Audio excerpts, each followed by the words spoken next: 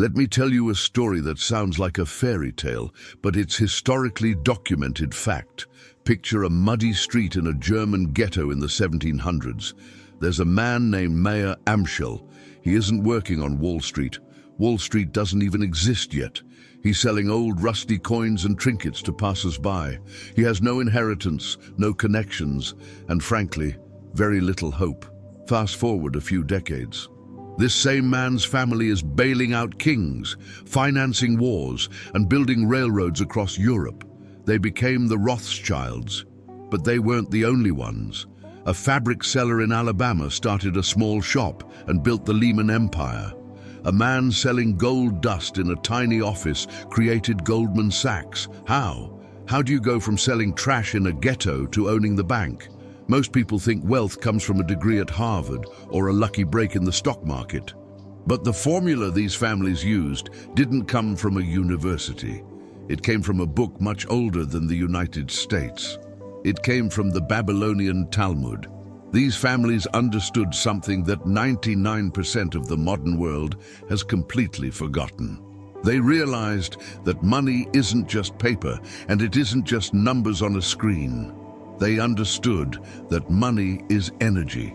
And just like electricity or heat, if you know the laws of physics that govern it, you can multiply it. If you don't, it dissipates and leaves you cold. My own family learned this the hard way. We didn't come from money. We came to this country fleeing persecution, arriving at Ellis Island with absolutely nothing but the clothes on our backs. No English, no dollars, just fear and hope.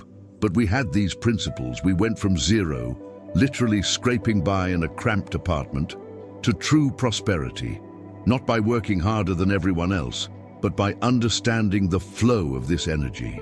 Today, I'm going to share with you the 5 ancient laws that allowed a trinket seller to become the banker of kings. These are the secrets they don't teach you in school.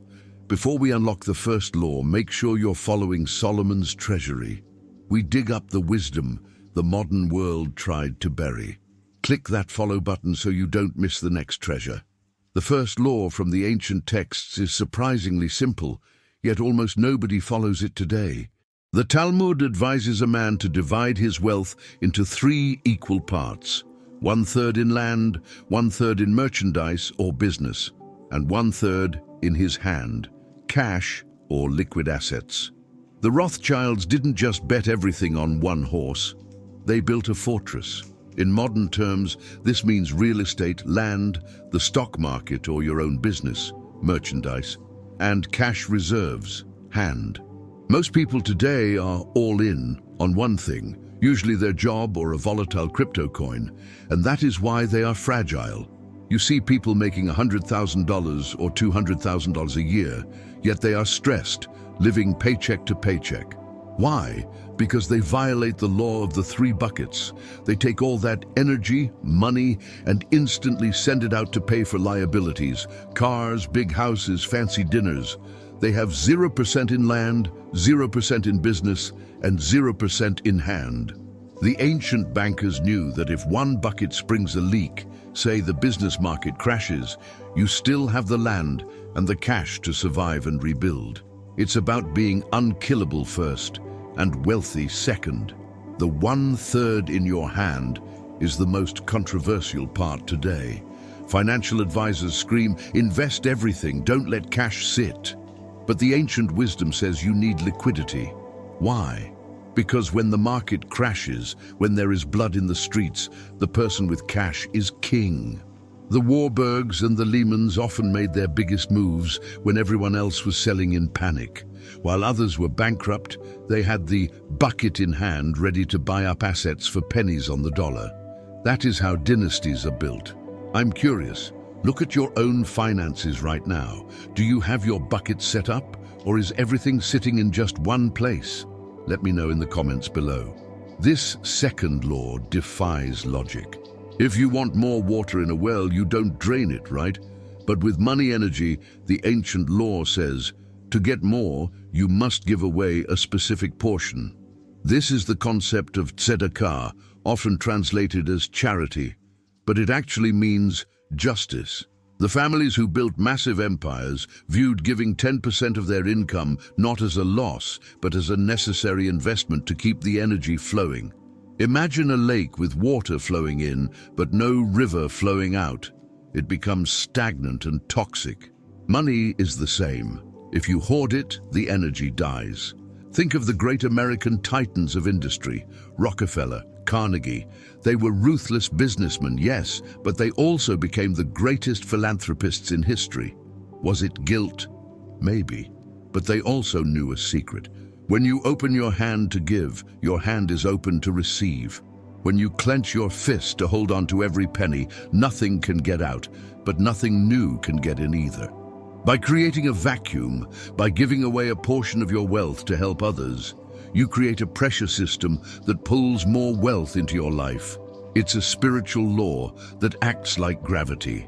The biggest barrier to wealth isn't the economy, it's your own psychology. When you are terrified to part with a single dollar, you are telling your brain, I am poor, resources are scarce, I might not make this back. That is a poverty signal. When you give freely, even when you have little, you signal to your subconscious and to the world, I have plenty, I am a source, I am abundant. This shift in identity changes how you walk into a negotiation. It changes how you spot opportunities. You stop acting like a victim and start acting like a benefactor. Be honest with me. Do you believe giving money away actually helps you get more back? Or do you think that's just a superstition? I want to hear your take. King Solomon wrote that a good name is rather to be chosen than great riches. You might think, that's nice poetry, but I want the cash. Here is the reality. The Rothschilds didn't start with millions. They started with trust. Mayer Amschel became known as the honest Jew in a time when prejudice was rampant. Princes trusted him with their money when they had to flee wars because they knew he wouldn't steal it. That reputation was his capital. In the modern world, we call this creditworthiness or brand authority. Without it, you are grinding for every dollar. With it, doors open before you even knock. In business, trust increases speed and lowers cost. If people trust you, you don't need 50-page contracts and expensive lawyers for every deal. A handshake suffices. The banking dynasties were built on networks of trust. They could move millions across borders with a simple letter because the recipient knew the name on the paper was solid gold. If you cheat someone to make a quick buck today, you have violated the law of the good name. You might win the battle, but you have lost the war. You've burned the bridge that the gold trucks travel on. We live in the age of the internet. A bad reputation spreads faster than a virus. If you scam your customers, if you lie to your partners, the global village knows instantly. The wealthy protect their reputation more fiercely than their bank accounts. They know that money can be replaced, but a ruined name takes generations to fix. Building wealth requires you to play the infinite game, where you prioritize long-term relationships over short-term transactional wins. Be the person everyone wants to do business with, and you will never go hungry. In today's world of scams and quick cash, do you think reputation still matters as much as it used to? Yes or no? There is a saying in the ancient texts about the sin of letting money sleep. In the parable of the talents, the servant who buried his money in the ground was punished. Why? Because money is potential energy. It is meant to be deployed. The wealthy do not work for money. They send their money out to work for them. This is the difference between a laborer and a capitalist. The laborer sells time.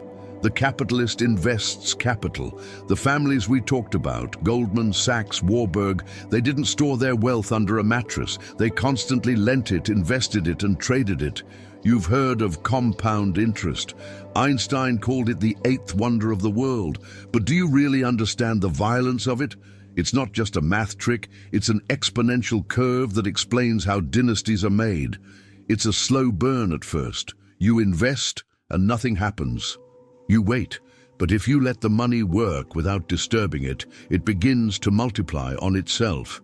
The rich have the patience to let the fruit ripen. The poor eat the seeds. If you eat the seeds, spend your investment capital, you will never have a harvest. The goal of the law of the sleeping coin is simple. Reach the point where your money employees earn more than you do physically. Once you cross that line, you are free. You can stop working, and your wealth will still grow. This is the definition of true freedom. It's not about buying a Lamborghini, it's about buying your time back. The immigrant families who succeeded in America lived below their means for years to acquire enough seed corn to plant. They sacrificed the appearance of wealth today for the reality of freedom tomorrow. What is your strategy right now?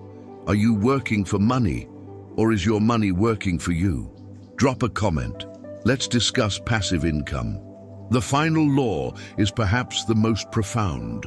The Rothschild patriarch left a will instructing his sons to never divide the family business, to work together, and to think in terms of generations, not fiscal quarters.